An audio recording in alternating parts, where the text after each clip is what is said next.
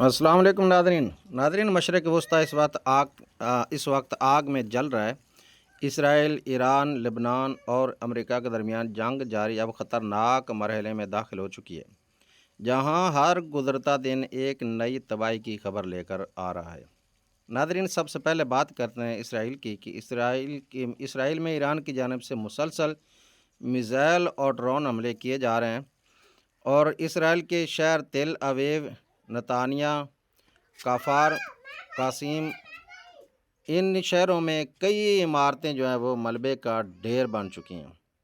کئی ہلاکتوں کا خدشہ ہے۔ جو رات کے حملے ہوئے، لوگ خوف کے عالم میں گھروں سے باہر نکل آئے ہیں، جبکہ لوگ جو ہیں وہ پہلے نیچے بنکر میں چھپ جاتے تھے، اب لوگ بنکروں میں بھی محفوظ نہیں ہیں۔ ریسکیو ٹیمیں مسلسل ملبہ ہٹانے میں مصروف ہیں، اور جبکہ ملبے کے نیچے سے جو ہیں وہ زخمی اور ہلاکتوں کی جو تعداد ہے وہ بڑھ گئی ہے۔ زخمیوں کو اور جو مارے گئے ہیں اس جنگ میں، ان کو نیچے سے نکالنے کی کوشش کی جا رہی ہے ریسکیو ٹیموں کی جانب سے۔ اب بات کرتے ہیں حزب اللہ کی۔ لبنان میں حزب اللہ اور اسرائیل کے درمیان شدید جھڑپیں جاری ہیں۔ بیروت کے جنوبی علاقوں پر اسرائیل نے مسلسل بمباری کی۔ یہ علاقے حزب اللہ کے مضبوط گڑھ سمجھے جاتے ہیں۔ اس کے جواب میں حزب اللہ نے اسرائیل کی طرف راکٹ داغے، جبکہ سرحدی علاقوں میں زمینی جھڑپیں بھی تیز ہو گئی ہیں۔ اسرائیل نے جنوبی لبنان میں فوج داخل کر دی ہے تاکہ ایک بفر زون قائم کیا جا سکے۔ ناظرین، جنگ کا دائرہ اب مزید پھیل رہا ہے۔ سعودی عرب میں واقع امریکی فوجی اڈہ پرنس سلطان ایئر بیس کو نشانہ بنایا گیا۔ رپورٹس کے مطابق اس حملے میں کم از کم 12 امریکی فوجی زخمی ہوئے ہیں۔ 12 امریکی فوجی زخمی ہوئے ہیں، جبکہ ایران کی جانب سے دعویٰ کیا جا رہا ہے کہ کئی اس میں ہلاک ہو چکے ہیں، جن میں سے امریکہ کے مطابق 2 کی حالت جو ہے وہ تشویشناک ہے۔ یہ امریکہ نے قبول کی ہے۔ یہ حملہ میزائل اور ڈرون دونوں کے ذریعے کیا گیا، اور متحدہ عرب امارات نے بھی ایرانی حملوں کے خلاف اپنے ایئر ڈیفنس سسٹم کو فعال کر دیا ہے۔ حکام کے مطابق کئی میزائل اور ڈرونز فضا میں ہی تباہ کر دی گئے ہیں۔ ناظرین، ایران کے دارالحکومت تہران میں بھی رات بھر دھماکوں کی آوازیں سنی گئی۔ شہر میں ایئر ڈیفنس سسٹم فعال کر دیا گیا اور مختلف علاقوں سے دھوئیں کے بادل اٹھتے دکھائی دیے۔ رات بھر تہران پر جو ہے وہ سب سے بڑا حملہ کیا گیا۔ پوری رات ہی دھماکوں سے پورا شہر جو ہے وہ لرزتا رہا، گونجتا رہا، اور ایران نے سخت رد عمل دیتے ہوئے امریکہ اور اسرائیل پر سنگین حملے کیے، امریکی اڈوں پر تباہی مچا دی، اور اسرائیل کے کئی شہروں میں کئی عمارتیں کھنڈر بنا دی۔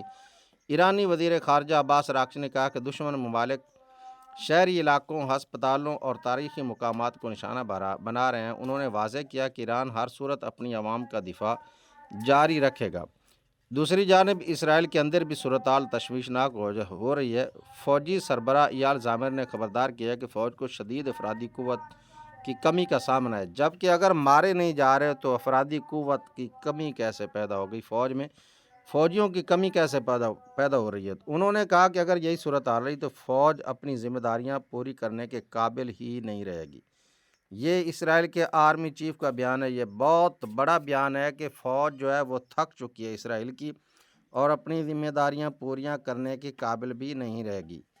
عالمی معیشت اس جنگ سے خطرے میں ہے۔ یہ جنگ اب صرف دو ممالک تک یا ایک خطے تک محدود نہیں رہی، بلکہ یہ عالمی سطح تک پھیل چکی ہے۔ تیل کی قیمتیں تیزی سے بڑھ رہی ہیں، جبکہ عالمی سٹاک مارکیٹس بھی دباؤ کا شکار ہیں۔ ماہرین کے مطابق اگر یہ جنگ طویل ہو گئی تو دنیا ایک بڑے معاشی بحران میں داخل ہو سکتی ہے۔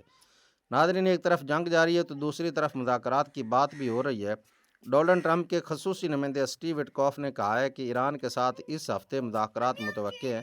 امریکہ نے 15 نکاتی امن منصوبہ پیش کیا، جبکہ مارکو روبیو کا کہنا ہے، امریکی وزیر خارجہ مارکو روبیو کا کہنا ہے کہ یہ جنگ ہفتوں میں ختم ہو سکتی ہے، مہینوں میں نہیں جائے گی، یہ ہفتوں میں ختم ہو سکتی ہے۔ ناظرین، مشرق وسطیٰ کی یہ جنگ اب ایک فیصلہ کن موڑ پر پہنچ چکی ہے۔ ایک طرف میزائل دھماکے اور دوسری طرف مذاکرات اور امن کی امید۔ اب دنیا کی نظریں اس بات پر ہیں کہ یہ جنگ رکے گی یا ایک بڑی عالمی تباہی میں بدل جائے گی۔ یہ آنے والا وقت ہی بتائے گا۔ ناظرین، اگر آپ کو ویڈیو پسند ہے تو چینل کو سبسکرائب اور ویڈیو کو لائک اور شیئر ضرور کر دیں۔ السلام علیکم ورحمۃ اللہ۔